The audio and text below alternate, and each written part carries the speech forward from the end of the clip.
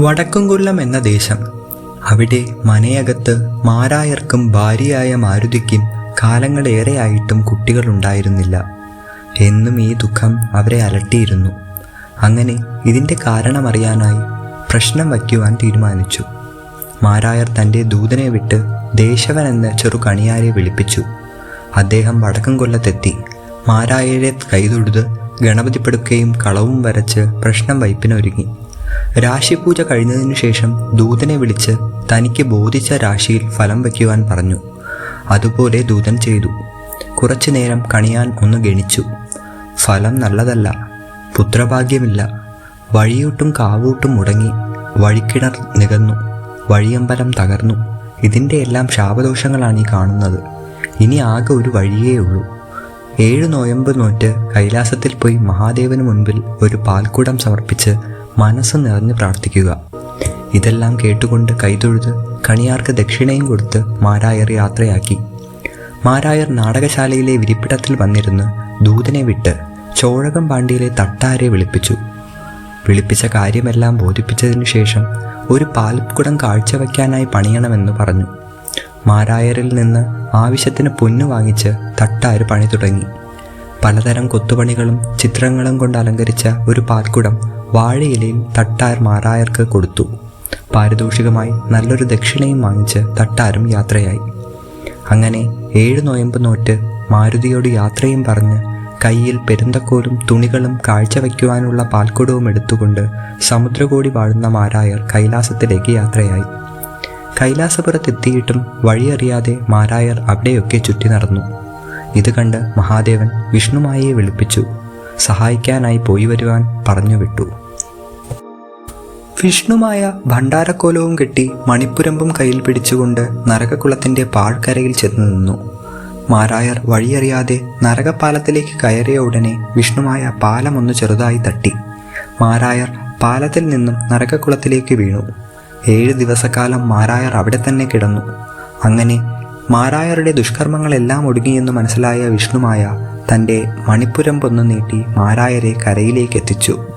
സ്വർഗക്കുളത്തിൽ കുളിപ്പിച്ചതിനു ശേഷം കൈലാസത്തിലേക്കുള്ള വഴിയും കാണിച്ചു കൊടുത്തു. അതീവ സന്തുഷ്ടനായ മാരായർ ഓടിച്ചെന്ന് മഹാദേവനെ കണ്ട് പാൽക്കുടം കാഴ്ചവെച്ചു. തൻ്റെ ആവശ്യങ്ങളും നടന്ന സംഭവങ്ങളും എല്ലാം അറിയിച്ചു. ഇതെല്ലാം കേട്ടുകൊണ്ട് മഹാദേവൻ മറുപടി പറഞ്ഞു. മാരായർ തെക്ക് തെന്മലയിലേക്ക് പോകണം. വഴിമധ്യേ ഒരു കദളീവനം കാണാനാകും.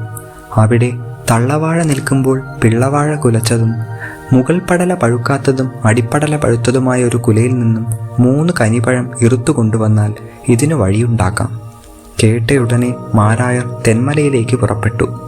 എന്നാൽ വഴിയറിയാതെ അവിടെയും ഇവിടെയും ചുറ്റി നടന്ന് വീണ്ടും കൈലാസത്തിലേക്കെത്തി. ഇത്ര പെട്ടെന്ന് വന്നു എന്ന് കേട്ടപ്പോൾ വഴിയറിയാതെ തിരിച്ചു വന്നതാണെന്നറിയിച്ചു.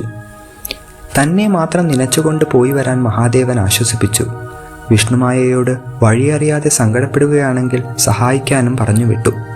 അങ്ങനെ അവസാനം ആ കാഴ്ച മാരായർ കണ്ടു.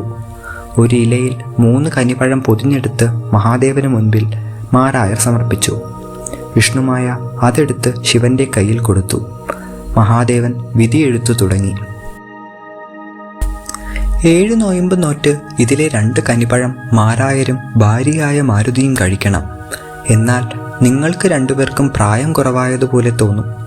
3-ാമത്തെ കനിപ്പഴം മാരുതി കഴിക്കുമ്പോൾ കാലമെടുക്കുമ്പോൾ ഒരു ആൺകുഞ്ഞിന് ജന്മം നൽകും. വിളിക്കേണ്ട പേരും എഴുത്തും വായനയും എപ്പോൾ പഠിപ്പിക്കണമെന്നും മാല വയ്ക്കുന്നതും ധനസമ്പാദനവും മരണം വരെയുള്ള കാര്യങ്ങൾ ആ പഴത്തിൽ ആലേഖനം ചെയ്തു. മാരായരുടെ കയ്യിൽ കൊടുത്തു.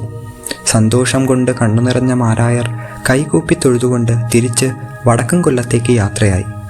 തിരിച്ചെത്തി കാര്യങ്ങളൊക്കെ മാരുതിയോട് പറഞ്ഞു. മാരുതി ആഹ്ലാദത്തിൽ ആറാടി.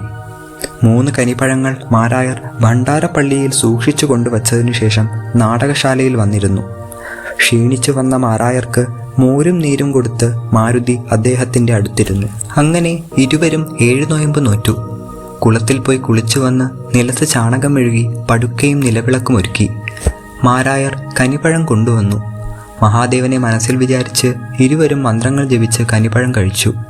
ഇരുവർക്കും പ്രായം കുറഞ്ഞതുപോലെ അനുഭവപ്പെട്ടു. അങ്ങനെ കാലം പോകുമ്പോൾ മാരുതി ഗർഭിണിയായി. 4-ാം മാസം വീണ്ടും പൂജകളോടും മന്ത്രജപത്തോടെയും 3-ാമത്തെ കനിപഴവും മാരുതി കഴിച്ചു. അങ്ങനെ ഇരുവരും തങ്ങളുടെ ഉണ്ണിയുടെ വരവിനായി കാത്തിരിപ്പിലായി.